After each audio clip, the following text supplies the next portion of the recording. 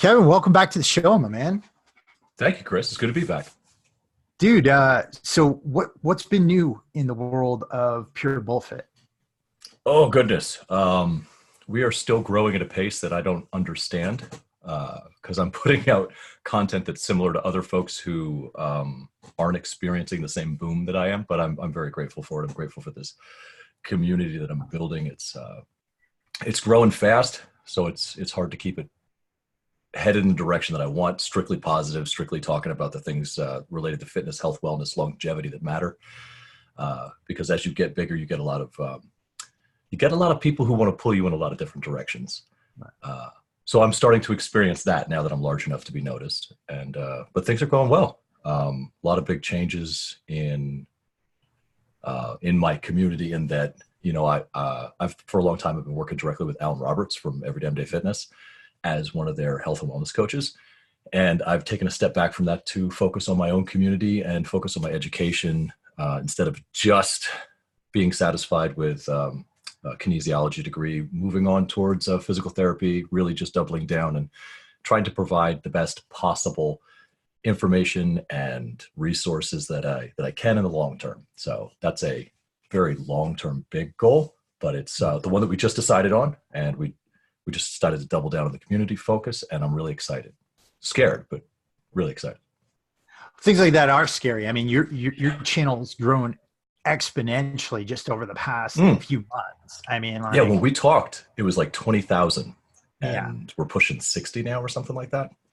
that's insane growth. I mean, you're and I don't get it. That silver button pretty soon, right? Every time I say somebody's wrong when they say some shit like that, it happens. So, my wife was like, "You're gonna have 50,000 by Christmas," and at that time we were sitting at like 31,000. We were only having about 100 subs every 4 or 5 days. And I don't stress the analytics too much, but I was like, "That's not gonna happen, sweetheart." And then we released 2 videos that went viral, and then we were at 41,000, then we were at 48,000, we were at 50,000. And by the time I got my, "Hey guys, we had 50,000 subs, here's a contest, we're going to give you some money." By the time I finished recording that video, we had like 56,000. So it's like, it just won't slow down. That's awesome. That's awesome. I'm grateful. Dude, you gotta be, man. I mean, like, to live in a time and place like this where people could put stuff out there, even if it is a little bit restricted right now, as opposed to what it was about 5 years ago, you're able to get your opinion out there. And it's an opinion that would not have been available to people, as little as 5 years ago when the magazines were still largely in control. I was just about to say that. Yeah. Your Men's Health, your Muscle and Fitness, those were like the big sources of information. And as commercialized as they are, you weren't really getting great information. And nobody knew to go look at NCBI. Nobody had services like MASS, which is a group of guys that go over hundreds and hundreds of studies in relation to exercise physiology, health, wellness, all of that stuff, and they distill it down for you and they like present it to you. We didn't have those readily available. So yeah, you looked at Ronnie Coleman on the front of a magazine. It said he did a feeder workout every night before bed. So your ass did a feeder workout every night before bed and wondered why you couldn't raise your arms. Yeah. I don't miss those days. No. I mean, there was something about the glorious 90s where you walked into a gym. Back in the day, though, like, if you walked into a gym and you did one of those workouts, you saw Muscle and Fitness, at least the gyms I was at, as a kid, you'd have guys who were there who were in the know, who would be like, "Kid, what the hell are you doing? Like, don't do that shit. Squat, deadlift, bench press, focus on the big movements, that kind of stuff." I had a lot of guys just pull me by the scruff of the neck and they're like, "Dude, stop that shit." That's why I started laughing, because that was my experience early on. I walked in mimicking some bullshit I had seen on a couple of videos that my mom had bought for me, VHS videos with workouts on. I forget the name of the guy, but he was this big Eastern European dude with a heavy accent. And it was really funny because I think they were trying to find somebody that was like Arnold Schwarzenegger, and they got like generic off-brand Arnold Schwarzenegger. He wasn't even Austrian. And it was bad. And, so I go in there and I'm doing these sloppy ass cheat curls, and my coach Price, in high school football, is like, "What the hell is wrong with you?" So, well, I'm just trying to get strong. He's like, none of that is going to make you strong. And then, learn the basics of the bench press, the hack squat. We did a lot of partial squats for football. We didn't really do a whole lot of deep squats that we're seeing the benefits of now. I think they actually still see a lot of that in the college level for training. There's seems to be a fear of going through a full range of motion. There's a lot of half squats, but total topic for another day. I'm going to write that down actually. Yeah. No, that's something I see. There's a lot of controversy about, and it really depended back then, like on who was around you. All right, Mm-hmm. like if your coach trained a certain way, if tribal knowledge. Yeah, and I was just lucky enough to run into a group of powerlifters at a very early age who just kind of taught me what to do. That was the thing. I wonder how, like, I love, as soon as I discovered powerlifting, I loved it, but I didn't discover it until I was 34 and a half, almost 35 years old. So I think back, like, what if when I was 18, it would have been a totally different trajectory for my relationship with fitness, because I mostly did military style calisthenics all the way until I was 33, 34 and a half years old. I was skinny, 6'3", 185 pounds is not a lot of meat on your bones. But that's what the Marine Corps wanted. They're really interested in how many times you can bench press 225. Yeah, no, exactly. I mean, in training as an infantryman, I mean, if you were jacked and you were in the Marine Corps, you usually weren't in a combat arms. No, you're a supply clerk. You're a cook. And there's nothing wrong with that. Bullets, beans, and Band-Aids. I have mad respect for all the support elements. But the only super jacked guys I ever saw were garrison rats, not anybody who was in combat arms. Yeah. When I was in Bahrain, I saw a couple of SEALs and they were huge, but yeah. I did an individual augmentee for about 2 years with Marine Corps Special Operations Command. And we worked with a couple of the teams over there. We worked with Rangers, 3rd and 4th Battalion, I think. We worked with 10th Mountain. And the SEALs, by far and away, I don't know if they just don't blood test or what. Those motherfuckers were huge. Every last one of them was jacked. I never saw a wiry SEAL. No, I did one. Petty Officer Hill. He was wiry and he had a gut, but he was absolutely terrifying. Yeah. In so many other ways. Back then, I think there was some chemical assistance. I mean, I'm not going to speculate about such a great. It'd be speculation. Yeah. But I mean, proximity to Tijuana, San Diego, all that stuff, you got to think. I mean, and the thing is, for me, morally, if you're in that type of situation where your physicality is going to be the difference between life and death, I don't have any moral problem with it, and I don't think anybody really should. But yeah, I think a lot of people misunderstand me from the content that I put out on YouTube. I don't have a moral objection to testosterone, synthetic or otherwise. I don't have a moral objection to these things. But the content that I put out, the direction of my life, and the resources that I put out are designed for longevity and quality of life. Mm-hmm. And that's where I draw the line.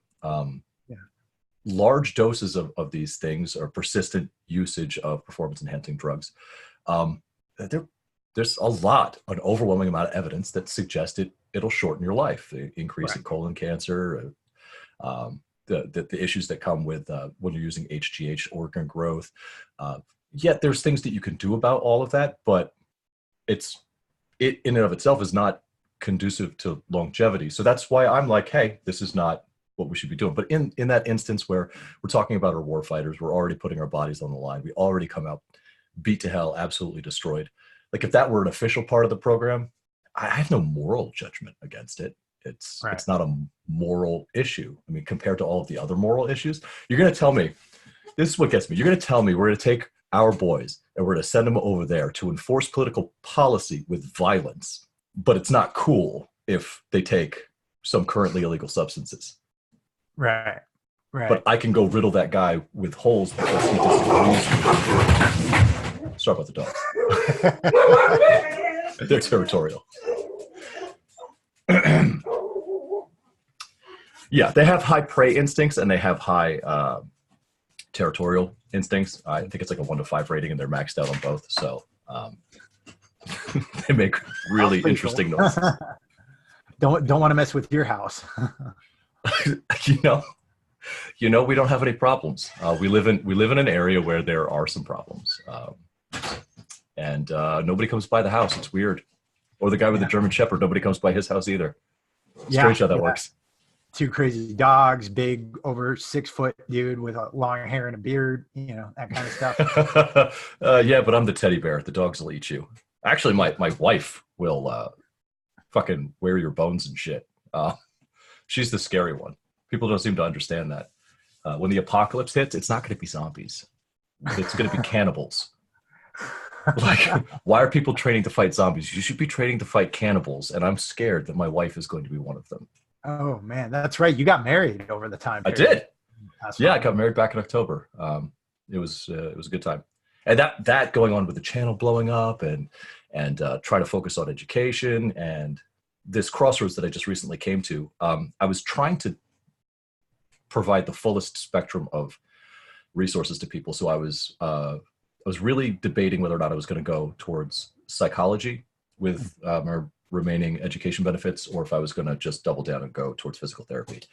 And working in the mental health field as I do, on top of trying to run a fitness and health and wellness organization and community, I'm getting gray hairs, dude. Like, yeah, it was beating me up. So ultimately I decided, okay, you know what? I'm not going to be adding psychology onto this. I'm just going to double down exercise science, physical therapy. I'm going to go that route. That's awesome. A lot better. And so is this going to be like a certificate or a degree? A doctorate. Yeah. It's a doctorate program now. That's awesome, man. That's awesome. So you're going all the way up to a PhD, right? Yep. I've got the next 5 years of debt planned out. The big thing I could say, because I did PhD work, obviously not in physical therapy, but I was a social scientist. What I could say is, like, the big thing is use the early part of the career to read everything you can. Yeah, absolutely. Because that's going to help so much when you're working on your dissertation, when you're working on that stuff. And it's also going to help you in identifying the holes, the academic holes that are out there. Because with a PhD, you're literally trying to fill a hole. Yep. Right? You're trying to fill those holes. Yeah. And so read as widely as possible through your discipline, especially at the beginning. That's already a passion of mine now. I've always enjoyed digging into the minutia. So I really hold back on my channel. There are other channels out there like Jeremy Ether, who he basically just reads the summary of research, and that puts my ass to sleep. I try to keep things a little bit entertaining. I try to make some jokes, try to do some roasts and shit like that. But if you want to see me excited, tell me that there's a new fucking study out on the difference between or the validity of the issues purported to be surrounding sarcoplasmic hypertrophy. There was one that just came out, and I was super excited. Or there's more evidence to suggest that there is some benefit to laser therapy between like 685 and 808 ng, I think. I don't remember the exact wavelengths, but as far as recovery, ATP production, shit like that. Dry shit nobody wants to hear about. Nobody wants to hear me talk about that for a half an hour. But I'm going to be very excited to be sitting there reading it going, holy crap, we could sit in front of this lamp legitimately. This thing I've been mocking for years, this red light therapy, might actually work towards recovery.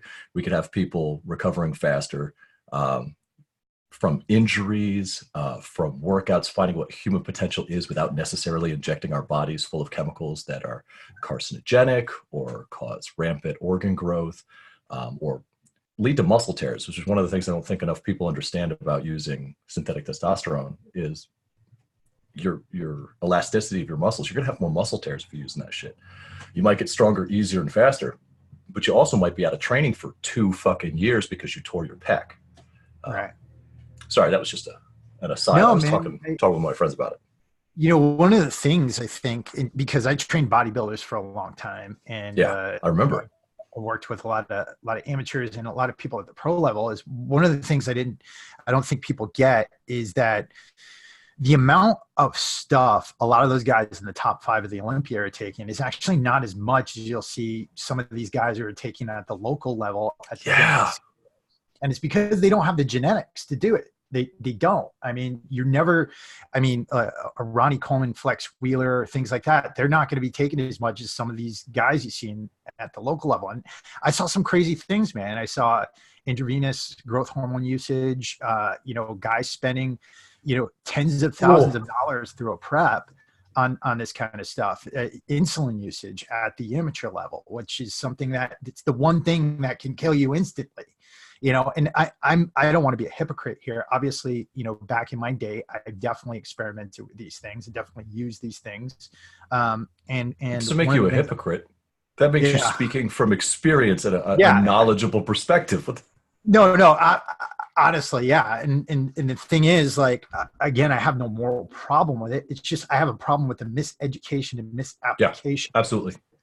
Because they are miracle drugs. They are. If you use them in the proper way, they could do some amazing things. But if you abuse those fuckers, it's like dipping from the forbidden well. You're gonna pay a price. Absolutely, and you're spot on. These kids that are blasting and cruising enormous amounts, they're trying to super compensate for what they see in these guys that are, look, I hate to say it this way, but genetically superior. Like, I'm not a great deadlifter. My limb proportions are not awesome for the deadlift, right? I could take a bunch of junk that would make me better at it, but it is a fact that my limb proportions, my moment arms, my morphology is not ideal for the deadlift. Oh, too fucking bad for me. The same thing with in muscle insertions and muscle bellies and whatnot. No matter how much junk you take, you're not going to beat that guy who is just genetically more suited towards a symmetrical appearance. And they've got the knowledge. They're also, on junk, but whatever. But they don't need to use nearly as much. So these kids are trying to super compensate for it. They're like, oh, well, okay, he's 285 pounds before he drops down to 235. So I need to get to 300 pounds. So I need to take $1,500 worth of this shit every fucking month. This might work. I'm just going to stack that on top. Okay, so well, we've got these research chemicals. I'm going to throw those on top because some asshole down at the local gym said there's no side effects. And they're still testing them on rats. Nobody knows what the fuck's. That's my problem. In my opinion, the SARMs are. I think there's almost more danger right now with the SARMs than going with something that has been. You can dose it out. You know what the effects are. You know how to recover from it. I see a lot of kids messing around with SARMs these days, and it's insane, right? Like you're messing with your ability to procreate. Yeah. So I've been like really open. Much like you are, I live with chronic pain every day. It's this last 24 hours. I wasn't actually sure I was going to be able to make this interview because I was in so much pain earlier today. Fortunately, we were able to, it's not probably a word, but unsubluxate my lumbar spine. My lumbar spine was out of alignment. It was causing me a great deal of pain. I couldn't sit up. We finally worked on it and it went. And I'm able to be here now, but like I deal with that all the time. Some days the pain's so bad I can't get out of bed. So when SARMs were first being talked about, I have a lot of degenerative joint disease. If the temperature changes too much, I get inflammation in my joints. It's extremely painful. I was told that it heals joint damage. So I did a bunch of research for what was available, and they talked about studies where they'd used 3 to 5 milligrams of MK2866, and that healed joints. I was like, okay, well, this is technically legal. I'm going to try it. And I tried it for a couple of months. And I didn't really notice much, if any, improvement in my joint pain. But then when I started researching what people were doing with it to achieve, performance enhancing effects, they're not using 3 to 5, which is what was tested. The equivalent on animals was tested at about 3 to 5 milligrams. I think 10 milligrams was the highest study I found. Motherfuckers are using 50 to 100 milligrams of this shit. That's not what was tested. And every day. Every fucking day to achieve these effects that are more like steroids that presumably don't have any side effects. And it does have side effects. It does cause suppression. It can cause hair loss. God only knows what it's going to do to the colon because we haven't been looking at it long enough. I mean, it's been researched for 10 or 15 years, but there haven't been enough human studies to determine what the long-term effects are going to be. I've got cancer runs in my family. Like, I don't eat much meat because I don't want to get fucking cancer. Right. So I'm certainly not going to long-term take something that might have that effect. So I've been really open with people who are like, "Oh, you're not natty." Okay, cool. I'm not natty. I don't compete. For 2 fucking months, I used MK2866 at a level that was tested. Cool, whatever. Like, if that makes you feel better about the fact that I'm 41 years old, disabled, I still lift more than you. If that's your line, cool. I hope it helps you sleep at night. But it's the longevity, it's the risk, it's the unknown. And as weird as it may be to say, we know what the significant risks of synthetic testosterone are. Right. We know what to do about it. We don't necessarily know everything that we need to about SARMs. And they're coming out with a new fucking SARM before they figured out what the last one does.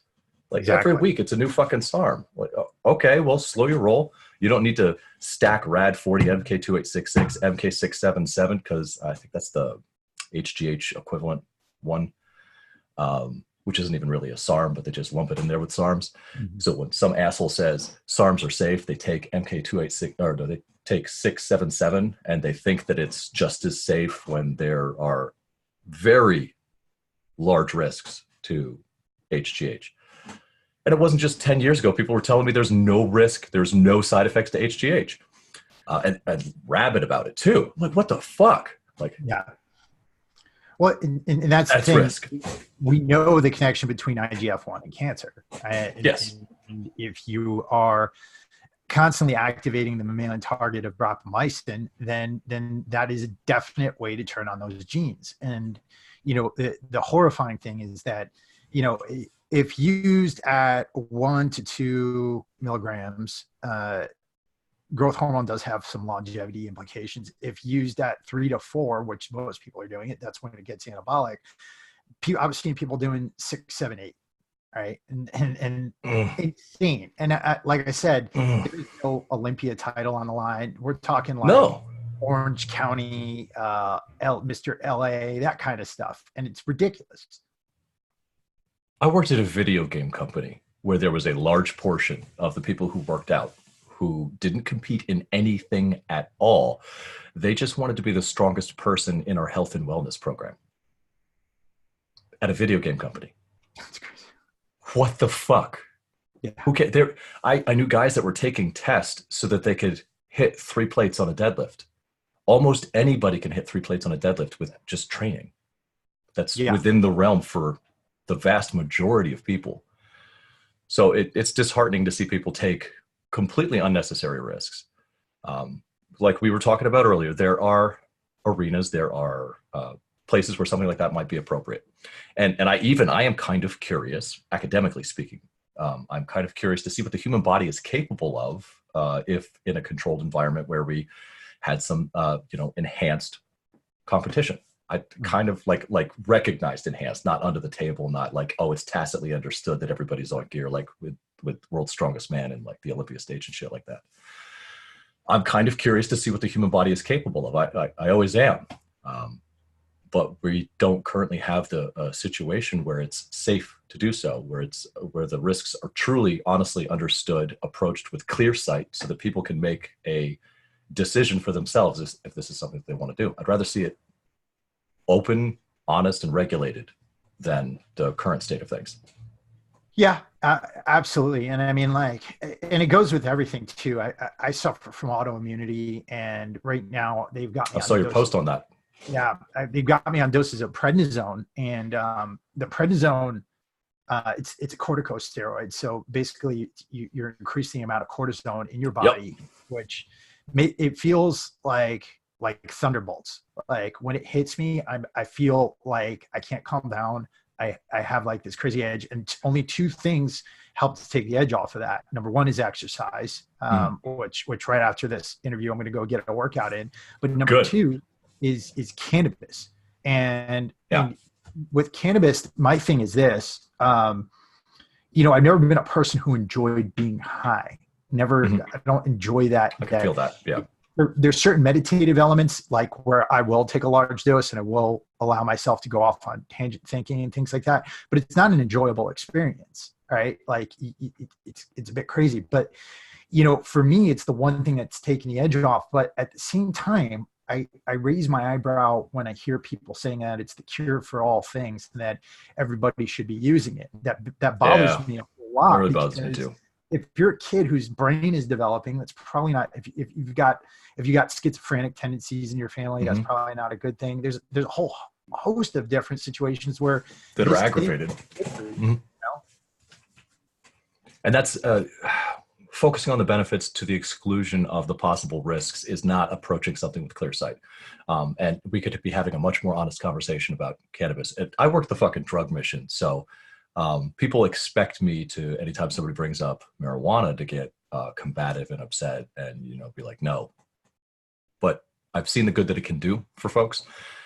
People that are very close to me in my life who suffer from some pretty acute, very difficult trauma, and some other things that they came with.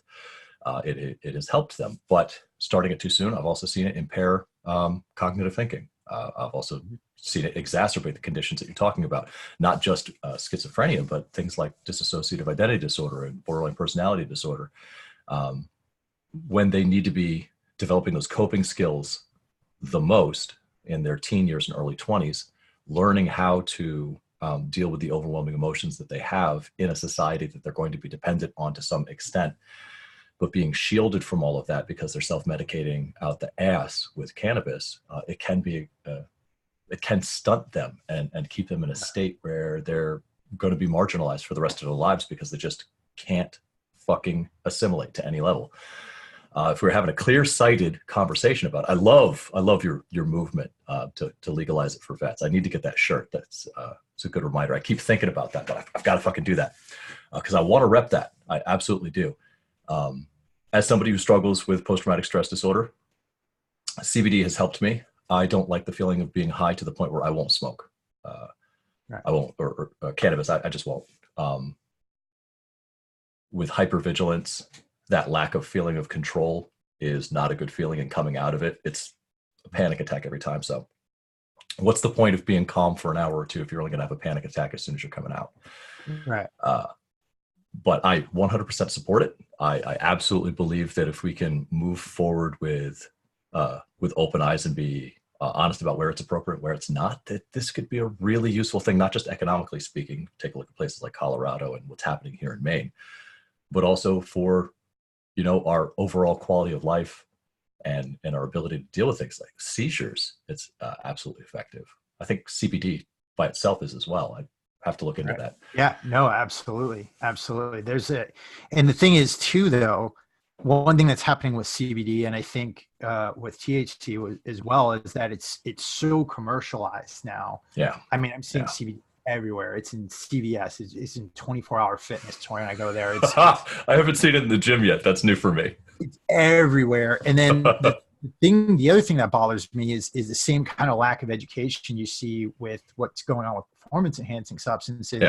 Yeah. I get that from the bud tenders, because I'll go in and I'll say, listen, I suffer from an autoimmune disease. I'm going through extreme pain right now. I'm trying to get something. I'm not here to get blasted. I'm here to try to get help. And most of them are just trying to get me high. And I'm just like, dude, it's not what I'm looking for, man. We need actual cannabis professionals.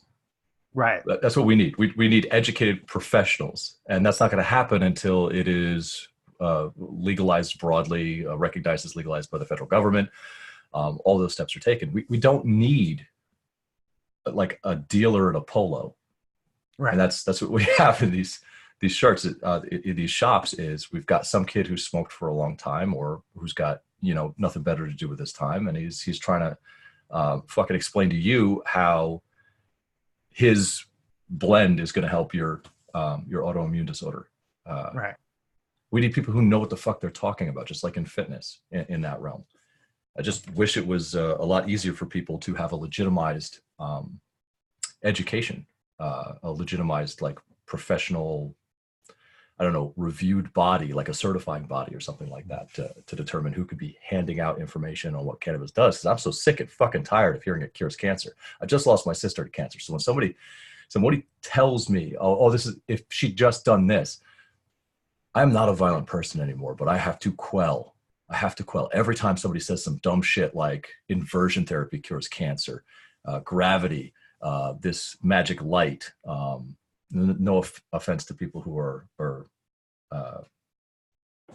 spiritual about like Mother Earth and stuff like that. But if I see one more person come at me with a crystal rock and tell me that would have cured her cancer, I want to knock their fucking teeth out.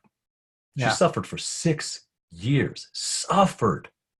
I want some people who know what the fuck they're talking about. Yeah, I had my old football coach, his daughter is suffering from cancer. And, you know, we're on Facebook and he's putting stuff out there. And, you know, I think it's shared over a benefit to raise some money. And some people from another community that I was associated with, and it's always self-help people, they come in and they start, oh, she should try this. Oh, she should try that. Oh, she should. And I'm like, I came on and I'm like, dude, this man is suffering right now. You cannot do that to people. You can't be a freaking vampire with people who are suffering. And even when I put my stuff out there about ulcerative colitis, I had to say, listen, I appreciate everybody who wants to help, but I'm trying everything. It's not because I'm being stubborn. It's not because I'm doing this. It's not because I'm doing, it's literally the way my body is right now. I have to figure it out. And you don't have the answer. Right? You're not a magic healer. Right? Just because you watched a few YouTube videos, listened to a few podcasts, that doesn't make you. I watched a fucking BuzzFeed video. Yeah. Exactly. Fuck. Yeah. Pisses me off. You know, in one thing I have to say is that's the value of your channel and the work you're doing out there, because what you're doing is you're calling out bad advice out there in the health and fitness community. And that's what I'm trying to do. It's what you're trying to do. But you know, in the thing is, the way YouTube is, it's often not the best ideas that get put forward. It's whoever's got the best physique, the best abs, the best this, the best that. And, you know, with certain people you've called out, I really enjoy watching you, because you break things down very logically, and you're kind of pulling back the curtain that a lot of these people are standing behind. That's the purpose, but I want to encourage people not to take anything I say at face value either. Not because I'm trying to pull anything, but if you're only watching my content and accepting what I say at face value, you're just simply perpetuating the behavior that got us here to begin with. We have to have a little bit critical thinking applied to every bit of information that comes in. The more you agree with something, in my opinion, and this is just from working in the intel field, the more you readily agree with something when it's presented to you, the more you should question it, the more you should immediately look at it and go, is this right? Because we have this terrible, I get people who ask me, well, how do I know I can trust you? My response is always, don't trust me, go fucking verify. I make sure not to talk about anything that can't be verified with a simple fucking Google search and a little bit of elbow grease on your part, because that's the behavior that I'm trying to encourage people to do. I will break it down and say, yes, this is not how the afterburn effect works in a HIIT workout, and this is how it works. But I want you to go look at that and see it for yourself and understand where that information came from. Or when somebody talks about a study and they misrepresent what that study is saying, I'll share the study, I'll talk about it briefly, but I want you to go take a look at it for your damn self. Don't trust me. Don't make me the cult leader that you're following, right? Just because I say things the way that you identify with, or I come from a place that you respect, or something to that effect. Definitely don't trust what I have to say just because I'm a damn veteran, or because you like my hair, or any of the other stupid shit that people just tend to gravitate to you for. No, question. Like, right. Prove me wrong.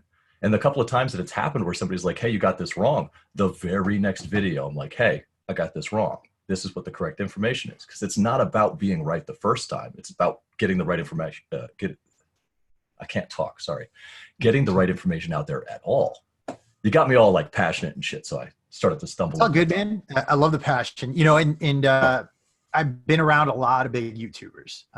You know, my channel has never blown up itself, but I've been around a lot of people who have highly subscribed YouTube channels who become superstars in the fitness industry. One of the things I see that I saw in the past and that I still see out there is that there's many people out there who are loath to admit that they were wrong, and they dig their ground, they choose their hill, they're going to die on that hill, and they're going to keep putting that information out no matter what. And that's a problem. I think that some of them think that if you do that, you're just going to lose everything. Like you've lost your authority. Nobody's going to watch you anymore. And my experience with the few things that I've corrected myself on is the exact opposite. I've had so many people come out and say, I appreciate your transparency. I'm really glad that you hold yourself accountable. You don't try and make excuses. That's what happens when you actually have a community. More of these guys should be willing to admit they're wrong, and not the bullshit apologies where they're like, well, you know, I might have misspoke, but here's how everybody mistreated me in this situation. And it's totally fucked up that they were talking about me in this way. Alan Roberts just called out Scott Herman. Scott Herman's got 2.3 million subscribers. He is a huge name. And Alan has done very well for himself in the last couple of years to get over 200,000 subscribers. They have two different presentation styles. And there was a point when they were going to work together. And then that fell through due to some personality conflicts or what have you. I'm not super in on the situation to know exactly what happened, but that's what I've pieced together. And to Scott's credit, and nobody from Alan's camp wants to hear this from me, not Alan. Alan and I talk about this shit all the time. But Scott was like, oh, okay, I got that wrong. I need to do better in the future. Cool. That's what you should do. Awesome. You should fucking like go, okay, I just got my ass spanked. I should be careful about how I present information in the future because I do talk to 2.3 million people and I have a responsibility to make sure that they get the best information out there. And I thought that was actually the way to go. That's the way that you should respond to it. And when people call us out, this is YouTube. We're public figures. It's not going to be nice. The people that said they were going to kick my ass, like Ryan Ankrum and whatever it was, oh, if this was in the streets, you'd get popped in the mouth or whatever dumb shit it is he said. One, nobody's scared of an internet tough guy. Right. But two, I thanked him. I was like, hey, it's really important to know how you look from the outside. This was, aside from the drivel about punching me in the face, this was a really good video. I went and I commented directly on his video. I thanked him for it. I shared his video and encouraged everybody to go watch it and say, if this is how I'm actually coming off, community, tell me about it, right? Because that's not who I want to be. And it came back that no, he was just defending his friend. But even when Vegan Gains, who is a loathsome human being, talking about turning people into skin wallets, stomping babies into the ground, challenging to fight everybody, and then never showing up himself. When he talked shit about me, I made fun of him whining for 2 hours, but I was like, hey, thanks, publicly and privately. I was like, thanks for helping me see how I'm viewed from the outside. This is an important source of feedback. Be open to that shit because we're going to talk shit about each other. Right. It doesn't necessarily mean that we can't learn something from it. No, exactly. And I think, you know, there's so many newbies come out. They're trying to put this aura out there that they're an alpha male. They're this, they're that. Yeah, sorry. Me, you know? it does. Like, right? We're old dogs, and neither of us look terribly old, but we're old dogs. And we've been around if there was such a thing as alpha males, we've been around it. Marines are hard chargers, and we've earned a reputation. There aren't so many quotes about us being badasses for no fucking reason. Right. But like the more you talk, the relationship between your badassedness and how much you talk is inversely proportionate. The more you talk about that shit, the less of a badass you are. And all these kids coming out who've done nothing, gone nowhere, talking about a warrior's mindset, talking about going to war with the weights. Right. Bitch, you've never gone to war with your plate, okay? So, like, don't talk to me about they're inanimate objects. Yeah, right? Lifting inanimate objects in an air-conditioned room. Don't make it more serious. Oh, yeah. Right? No, absolutely. Absolutely. You're not Vikings. You're not Spartans. You're not warriors. You don't have a warrior's mindset. So don't presume to be able to teach anybody a warrior's mindset, because that's about endurance and the willingness to sacrifice your state of being in order to achieve something greater than yourself. And as much as I love working out, lifting 500 pounds on a squat or benching 405 or whatever it is your goal is not something greater than yourself. That's just another point of vanity. Right. Exactly. One that I'm gleefully chasing, but I understand it's a point of vanity and not something that's actually contributing to the greater good. Exactly. What are some of the latest things that you've been tackling out there on your channel as far as issues go? So, man, it is Right now, there is a bunch of people who are getting ready to start fitness for the first time or take fitness back up for the first time because it's the end of the year. So subject matter wise, I'm going back to the basics of, how energy systems work, how basic routines work, how much progress you can make just doing simple things, because I want people to have that information readily available. But at the same time, I'm still 9, 10 months in trying to find my voice because we grew faster than we were supposed to. I expected to maybe have 1,000 subscriptions by now, but we talked about that in my last video or my last interview with you when I had 20,000 already. I was like, I'm supposed to not even have 1,000 yet. So I'm trying to simultaneously tackle how am I going to get people the information in a form that everybody can consume for with as little effort as possible, so that they have it readily available. So like, do I put up a website because people don't use Facebook? That was strange to me. People would refuse to get Facebook long enough to take a free program that I put out there. So do I open a website? So I've got that front building up. What is Pure Bullfit going to look like? Because I didn't expect to have to make these decisions yet. And then what is the most important information that I could be putting out right now? Because this is also the time of year where everybody who's already a gym goer starts talking shit about everybody who's not. It's like, oh, the fucking resolutioners are going to be in here. And who wants to go start a program? Who wants to go start trying to learn something that's already hard enough when they feel like everybody around them doesn't want them to be there? So I got to combat that and do all that bullshit. Yeah, that's kind of, you're in this spot right now where you got to figure out how to scale this thing and be able to get all the help out there while still trying to create your editorial platform as far as what your voice is going to be. And that's a good place to be in. It is a little bit scary though, right? Yeah, David Bowie's got a great quote on that. I don't want to butcher it, but he basically says, when you walk out into the water far enough where your feet no longer touch the bottom, but you're aware the bottom is there, that's a good place to be. That's where growth occurs. And I agree with that. I've got a great support system. I got good people around me. Alan has been very generous with his time. And while I did leave as a coach so I could focus on my things, we left on incredible terms, and we stay in contact. And it's not like there's any heartburn or friction there. There's other folks that I don't like name dropping, but there's other folks that have reached out, and we've got some pretty exciting things to talk about and endeavors to go through. And right now I'm just trying to maintain the very transparent aura of accountability and integrity, which I got to tell you, financially is hard. I've been offered not insignificant amounts of money to just publicize somebody's video or their shoes or their supplements. And I have to say no. I have to say no, or I don't have integrity anymore. Right. Even if I believe in the thing, like Omar Isuf, he asked me if I wanted to be an affiliate.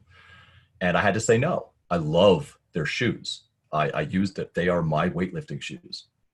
But if I say yes, and I give a discount code, then people have it somewhere in their minds that my opinion can be influenced or bought. And I just can't have that, because the idea is I got to get the best information to people, and they have to have a reason to be able to believe me, even if I do want them to check that opinion.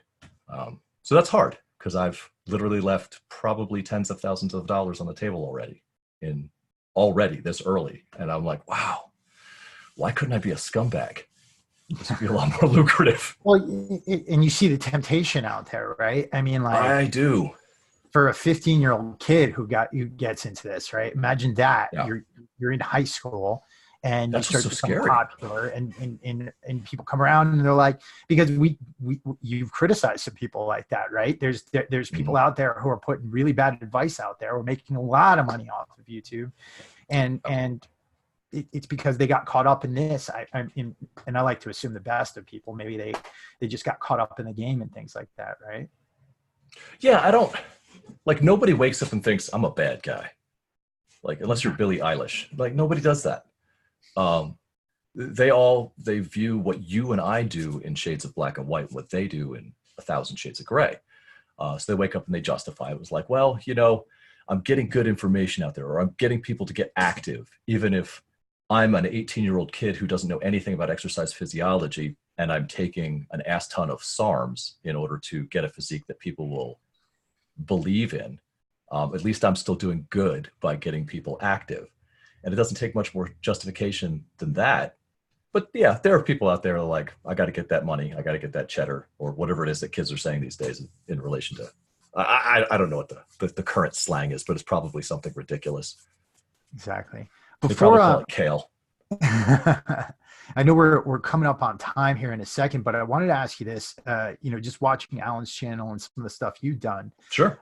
Alan's putting a concerted effort out there to get the message out that obesity kills, right? Mm-hmm. Obesity is dangerous. It is unhealthy. Something I agree with. And it's something that I know you agree with as well. At the same time, I look at both you and Alan as people who want the best for individuals, who want people to feel welcome, who want to attract people toward health and fitness rather than pushing them away from it. But I feel like people are mischaracterizing a lot of your arguments and saying that you're anti-fat, you're discriminating against fat people and things like that. Why is that happening? And what is your response to that? Well, my personal response has been to take a step back. I'm having a lot of conversations with people in the healthy at every size movement, body positivity. I have ongoing conversations with a number of folks there. Me seeming like I'm right, like I said before, isn't the important thing. It's getting the message across. So if there's room for me to improve in how I'm delivering that message so that it has a chance to be received, then I want to do that. And that's one of the things that's very different between me and Alan, is that the information that he's giving is correct. It is accurate. But the people on the other side of it who desperately need to hear it oftentimes are feeling defensive. And Alan has a very legitimate point in that he says, fuck your feelings. Like, that shouldn't matter as much. But I'm taking kind of a oblique approach in that not everybody's ready to face that.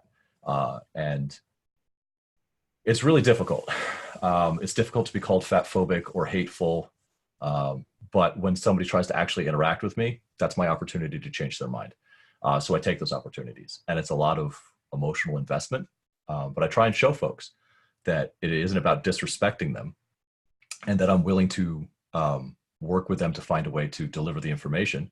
And there's folks on that side of the coin that have a lot of points.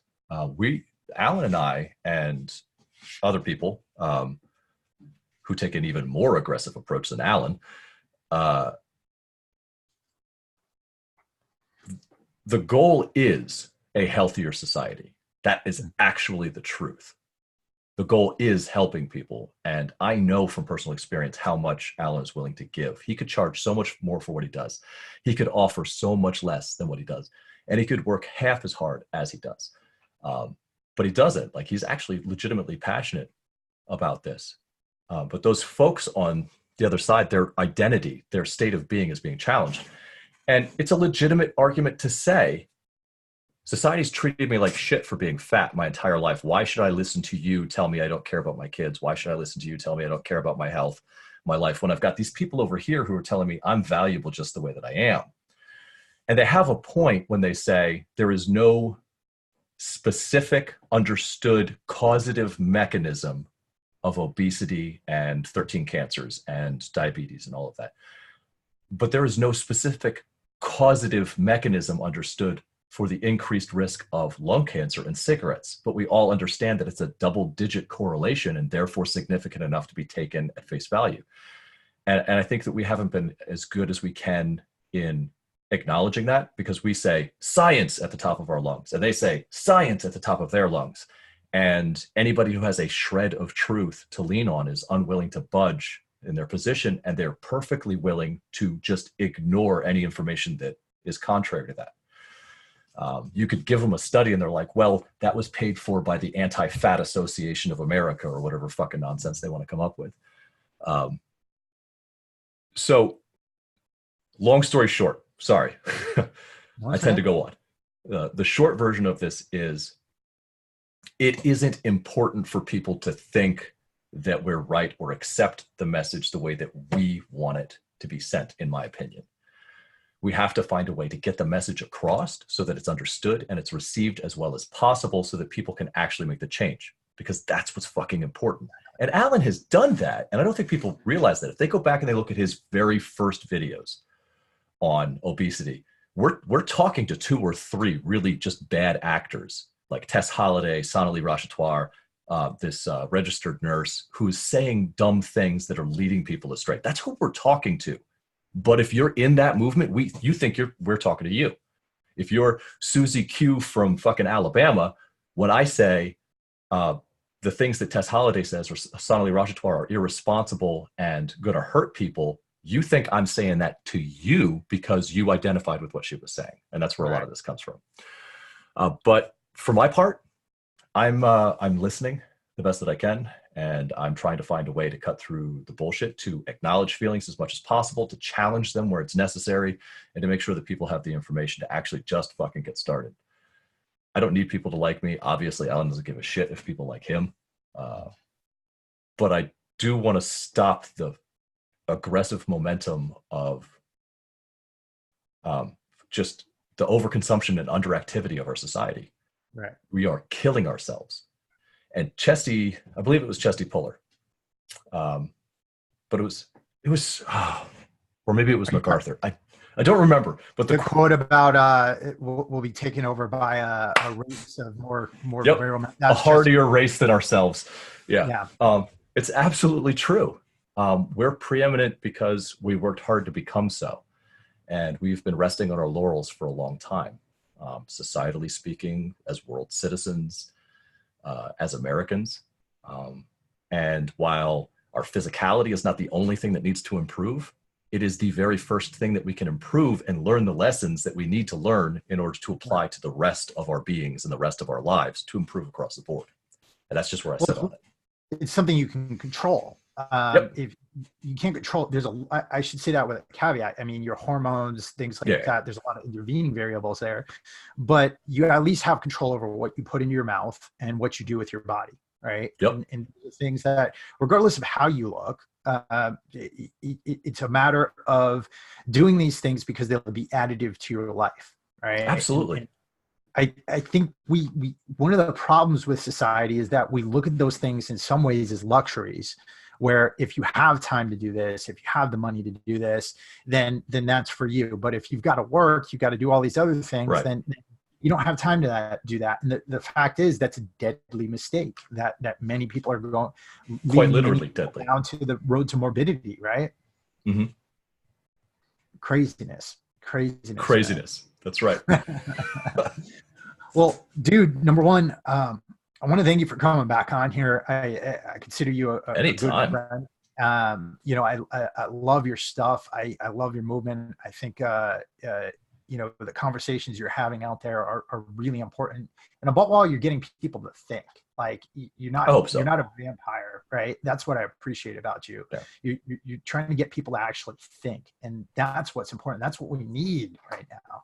We need way more critical thinking. We need way more challenging, just accepting information. This mindlessly regurgitating the information we get from sources that we tacitly trust is deadly to our society. It's deadly to intellectualism. It is deadly to progress. So we absolutely need to challenge everything. Absolutely, brother. The channel is Pure Bullfit, and his Instagram is also awesome. It's Streetwise Hercules. Where'd you get that name from? A Bonnie Tyler song. We Need a Hero. I just fucking love that song. That's awesome. Where's the Streetwise Hercules? That's it, man. I heard that lyric and I'm like, that's my Instagram name. It's not deep. That is awesome. That is awesome. And it looks like you got a lot of really great things coming down the pike too, man. And tell us about your new training venture right now. What's going on with that? Oh, you're talking about, it's not unique. Like power building is something that's been around for a long time. And I don't know why people think I came up with it. I got some weird comments to that effect. I'm at a point where I had these 2 lifetime goals of benching 405 and squatting 500, and being able to do so as a disabled person would be a significant accomplishment, in my opinion. So I am this close. So I did but I know that about to turn 41 in March, and I'm going to be focusing on quality of life, much like the exercise routines that I see you doing. You're taking care of your body, you're taking care of your joints, you're doing absolutely fucking fantastic. So I'm going to be focusing on that, moving into 2020, seeing how my body feels, and then making a decision on how I want to train for the rest of my life based off of that, based off of how this year went, focusing on strength, and how next year, focusing on, you know, longevity, athleticism, move, mobility. So the gap between those two things is my power building program, which is a combination of bodybuilding and powerlifting. The strength component will help me close the tiny, tiny gap between those two lifetime goals before my birthday. And if I hit them, great. If I don't, I'm still committing to dropping probably about 25 to 30 pounds, getting down to about 230 pounds, holding steady there and just working on body composition for the rest of the year. That is a really smart way to go about things. That's a really smart way to go about things, because you're allowing it to be your decision before you're reaching that point of diminishing returns. Yes. With all the other stuff you're doing. And I think every person needs to come to that kind of understanding with themselves, is saying, at what point is all this crazy stuff I'm doing going to start hurting more than helping? And let's start prepping for that. Right. There's some incredibly strong people well into their 60s and 70s. Louis Simmons is very strong.